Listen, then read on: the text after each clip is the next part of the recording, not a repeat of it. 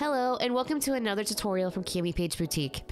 I'm Brooke Tannehill and today we are working on a cup that is inspired by my grandma who isn't doing too well at the moment. She is my biggest fan and has made a great impact on my life. Growing up, there was always a painting that she made of daisies hanging in her home. It is such a fond memory because it is a piece of art that she created and something I will never forget.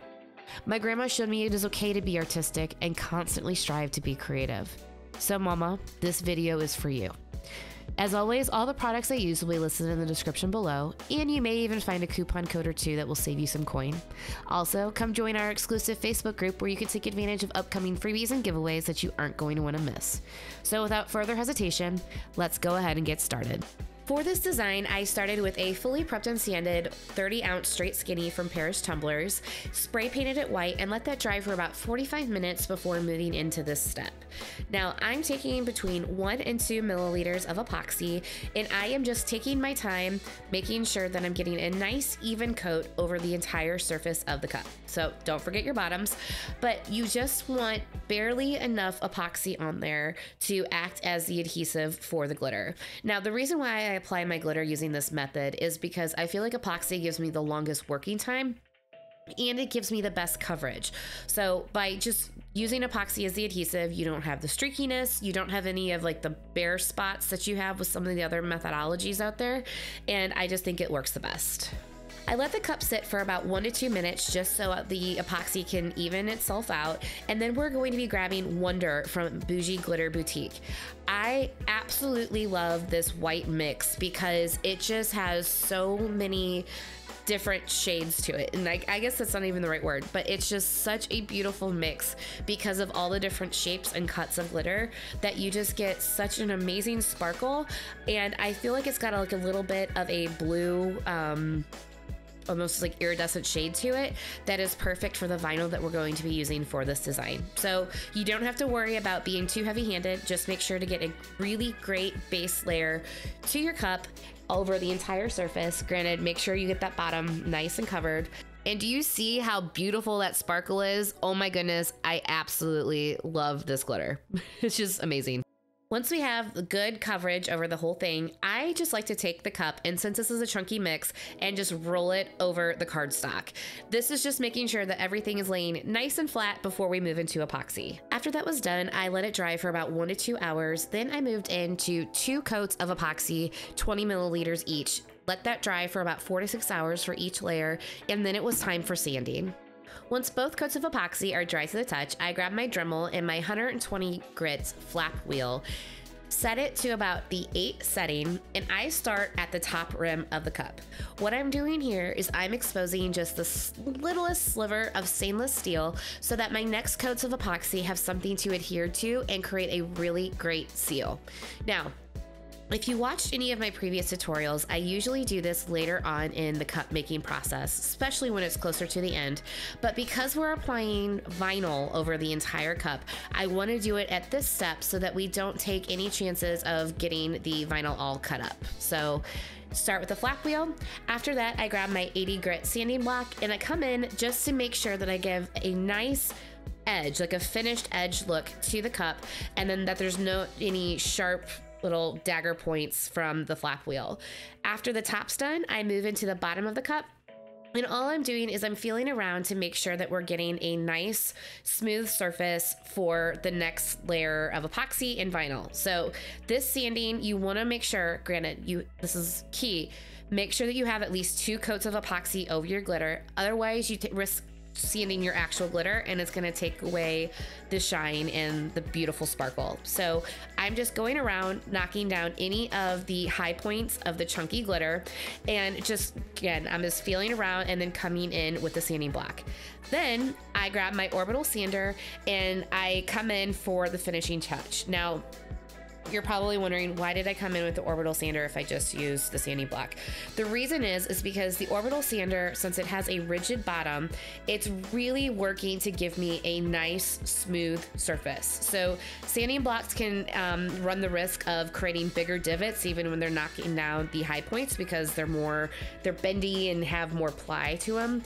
The orbital sander is completely rigid and it's knocking down everything evenly and creating a wonderfully smooth surface surface for the next layer of epoxy, which is ultimately going to be the foundation for the vinyl that we're laying down. So what I like to do is hold the orbital sander in place, and you can see I use my other hand just to rock the cup back and forth slowly. You don't want to move the sander because you run a risk of getting stuck in one spot. So by simply holding the orbital sander in place and rocking the cup, you prevent any of that. So take your time with this. It does take some getting used to, but I promise it's going to be worth it in the end. Then after that, I pick up the cup and I just start to get the edges, and I'm sorry I'm out of frame here, and just kind of round them with the orbital sander. Now, I do too much here, and I will show you how to fix it in a minute, but that's later to come. But the next step I want to show you, it's so worth it. Now, I wanted to show you this step because typically I just talk about it, but one of the questions I get a lot is if sanding really dulls the sparkle, it takes away from the glitter or all your different design elements. And I'm here to show you that it absolutely does not. I have actually found quite the opposite, that from sanding, because you have a nice, even, smooth surface, it actually makes your cups look better and sparkle more, especially if you're using my favorite epoxy, which is a little extra ink. But what I'm doing here is I'm coming in with 20 milliliters of a little extra ink just to come over the glitter that in the surface that we had just sanded and leave a nice, beautiful base for our vinyl. I let that coat of epoxy dry for about 6 hours, and then I'm setting up my guide for my vinyl. If you've seen me do this before, it's just blue painter's tape, and it's setting up a straight edge for me to follow when doing my vinyl wrap. All I'm doing there is marking off the height of where I need to trim down my vinyl. I like to trim my vinyl so that I don't have any excess and run the risk of having things stick that don't need to be sticking, because we already have enough of that going on with where we want it. I'm also trimming the edges to give me a nice straight edge to make sure that I'm getting everything lined up nicely to go around the cup. Once I have it all trimmed, I'm going to pull back just a little bit of the backing, probably about an inch, and I'm going to remove the backing with just a pair of scissors. What this allows me to do is to really adhere that vinyl well with the sticky part right up aligned with the painter's tape, and then slowly push off the backing as I move around the cup. The reason why I do this is because you don't want to have the entire sticky section exposed, because I found it just ends in disaster because you accidentally push something here or it falls there, and then you have a bunch of sticky things not where they need to be, and it's just kind of a mess. So by just adhering that little bit of an inch lined up with the painter's tape, you can really get the vinyl attached to the cup, and then kind of peel back the vinyl and the backing and just simply push it off with a squeegee. So I like to use a felt tip squeegee, which is what you see there. And as you can see, I'm starting at the end of the cup and just pushing down until I get to the painter's tape. Once I get to the painter's tape, I'm going just to smooth everything out. Then I'm going to flip the vinyl back, cut off the excess backing, and then we're going to reposition the tape. And the reason why we're going to reposition the tape is because right now it's on the beginning edge of the vinyl. But by repositioning it over the vinyl that has already been laid down, it gives me a great guide to pull off the excess vinyl and create a nice seamless line without any gap. And look at there, no gap, and look how amazing this vinyl is. This is from Midlands Vinyl, and I absolutely love that it comes in a clear option, but you can also get it in white if you did want just the vibrance of the pattern to go around your cup. After we have all the vinyl nice in place, I'm just taking my thumb and I'm really pushing down the edge of the vinyl that we did at the bottom rim. We are going to trim it off, but by just pulling it down and making sure that it's as smooth as possible, it makes this process easier. And actually, this is a brand new vinyl cutter that I created myself. So if you're interested in getting one of these for yourself, I highly recommend it, and you can check the link below. And look at that nice, even, smooth line that you didn't cut yourself while making. Once everything is trimmed to my liking, I cut my strips. Now this is 0.125 inches wide by 11 inches long, and this is of the premium textured vinyl from Cricut in the platinum color. And then I take my X-Acto knife and just push down at the top and bottom where the vinyl ends to create a nice, crisp, straight line. Once that's complete, it is decal time. Now, this is a brand new product from CamiPaige Boutique, and what it allows me to do is it creates a guide for me when using horizontal decals. So what I do is I line up the bottom of the decal with the edge of that guide, push it down, and then I know that it's it's straight on the cup. A lot of times when you're doing like these horizontal, or I guess you could consider them vertical, whichever way you look at it, decals, you never know if it's straight. So I love this guide because it allows me to know that, hey, this is straight on my cup and it's so easy to use. Now, I told you that I sanded too much on the bottom of my cup, so I'm just showing you how I cover that up. So this is a mixture of white acrylic paint and Mod Podge, and I just come over with a paintbrush and add a nice kind of healthy layer over the bottom.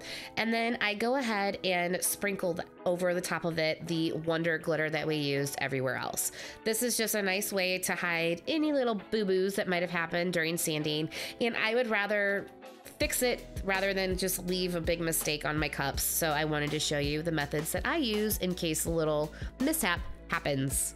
I let that dry for about an hour, and then I spray seal it twice with Rust-Oleum 2X clear gloss spray paint just to make sure it's sealed and so nothing moves when we go into the next steps of the cup. Now this will take a couple extra coats of epoxy to get it smooth on the bottom, but I just think it's worth it to get a nice finished product. Now, it wouldn't be one of my tutorials if I didn't change my mind and needed to add more details throughout the cup. So what I did is I ended up cutting another strip of white vinyl to go in the middle of that textured, just to match the decal that we did on the front. It's just a nice added touch that I think really helps the design. And I cut this at 0.0625 inches wide by 11 inches long. And then we're also going to apply some daisies. Now, this is definitely optional. You do not have to do this, but I cut out daisies, and again, these will be linked in my group for free if you'd like to grab them. But I just cut them out at 1.5 inches wide with an offset to really kind of bring the whole daisy look to life. Now, I did use platinum textured vinyl from Cricut as a background, and then just Oracle 655 white vinyl over the top. And I just placed these daisies every kind of so often. Now I added 5 to the cup. If you wanted more, you can obviously add more. But I just thought this was a really nice added detail that didn't take away from the cup, but it's just a nice touch that wasn't there before. And there all the vinyl work is, and I just think it's just absolutely beautiful and really helps bring the vinyl wrap to life. Now, since we have so much layered vinyl on this cup, I am of course sealing it. It would not be one of my tutorials if I wasn't sealing vinyl or glitter or something for that matter. But all you want to use is just a water-based polyacrylic. And I just take my time going over all the vinyl and making sure that it's got a nice, good coat over the top of it. And what this does is it prevents any of the vinyl from lifting. And then I let that dry for about 45 minutes. After that, I mix up 20 milliliters of a little extra ink epoxy, and then I put a nice good helping of Pixie dust from Boujie Glitter Boutique. This is a super fine glitter that just adds a little bit of sparkle. A lot of times they're called epoxy additives, but I just wanted it to just for a little extra oomph for this design. And I applied it over the whole cup just to give it that nice design element and kind of twinkle to the overall look of the cup. Now, because we did add the chunky glitter at the bottom, this coat did take 3 final coats of epoxy. I did not do the epoxy additive for each one. I just did the epoxy additive on this one, and then 2 of just straight a little extra ink epoxy coats after the fact, and this baby was done.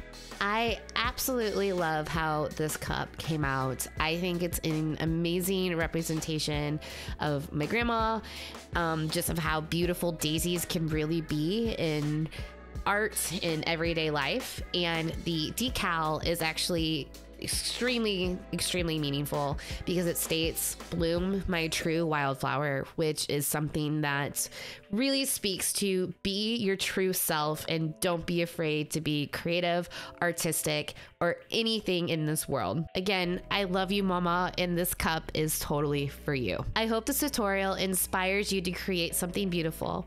But as always, thank you for watching. It really means a lot to me. If you like this tutorial, make sure to give it a thumbs up and subscribe so you can see future videos. You can also ring the bell so you're notified of all future cup making goodies. Thank you again. I love you guys. Bye.